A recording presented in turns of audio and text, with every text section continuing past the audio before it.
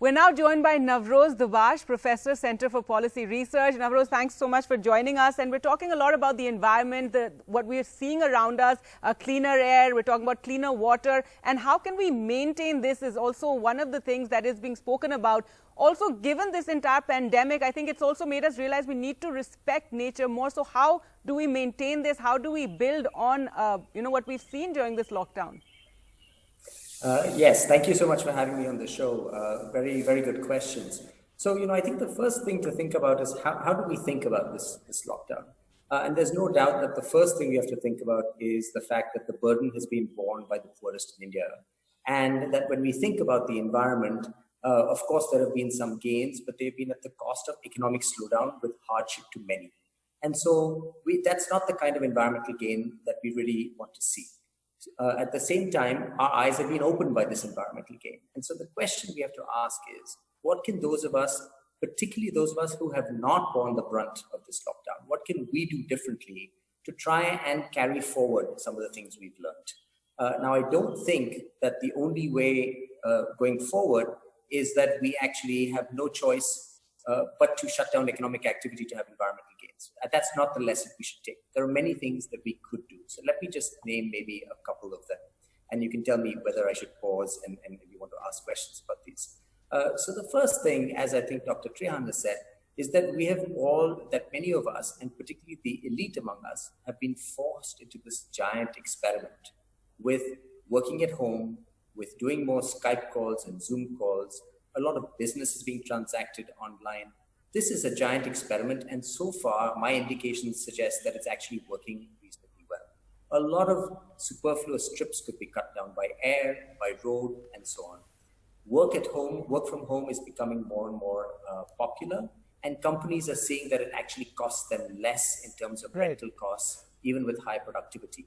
So we can actually, at one fell swoop, decrease air travel by a substantial chunk, as well as we can decrease congestion on our roads. Okay, Navroz, that's the first thing that we could try carrying forward going out. Navroz, I must ask you, what in your mind in the last few weeks has been for you the single biggest environmental gain that you have seen during this lockdown period?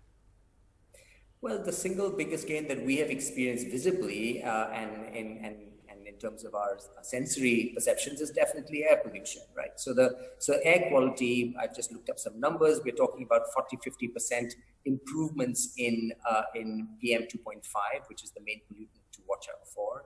While the average at this time of year is about 100, 120, averages are closer to 35 and 40 and 50 PM 2.5.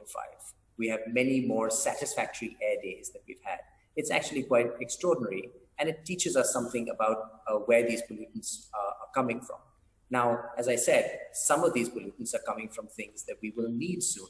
Industrial emissions, there's been a decline in power plants and so on. But there are things we can do about that. Can I just pick up on the power plant point, if I might? Yes, please. Yeah, so what's interesting about the power plant story is that the power sector is going through quite a crisis because our power demand has gone down. And so power generation companies are losing money, they're not getting paid, and so on. This is actually a great opportunity to more quickly move away and close down old power plants, something that the government actually asked for in the last budget. Because if you close down old and polluting power plants, the new and cleaner power plants and renewable energy plants get a chance to make some money because they're the ones that we use. So they get used at higher proportions and they make more money.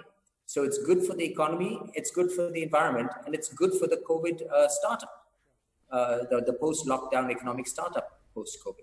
So this is the kind of thing we have to look for, where there are environmental gains and where there are economic gains, and particularly gains to the poorest. Mr. Navroz, I just wanted to ask that we all are thinking about cleaner fuel, and there's this talk about hybrid cars, e-cycles, hydrogen fuel cell, electric buses. How can we progress in that direction? So look, one of the things around the world that's being discussed is as stimulus programs are being developed to jumpstart economies, our stimulus program is relatively much smaller than in many other countries, which are running into trillions of dollars in the EU and other places. How can those monies be put towards green technologies and jumpstarting green industries that can generate jobs? I think that's an important question and we should be thinking about it. But I think in India also, we have to work on at least two tracks. So one is moving towards e-buses and electric vehicles and so on. But I think more urgently in the short run, India has to move towards better and improved public transport. We need to actually get people more used to public transport. And by that, I don't mean people who are on public transport more now. Ideally, I mean you and me also on public transport and the elite of the city. We need to build public transport systems that people are pleased to use and are comfortable to use. And that also are comfortable in that they give you space and distance and therefore don't expose you to health risks. So I think investing in public transport, at least simultaneously, and I would even argue before thinking about electric vehicles, is probably really important. All right. Thank you so much, Navroz, for joining us and sharing your thoughts on what needs to be done and, where the authorities need to put their attention when it comes to a cleaner future. Thank you for being with us.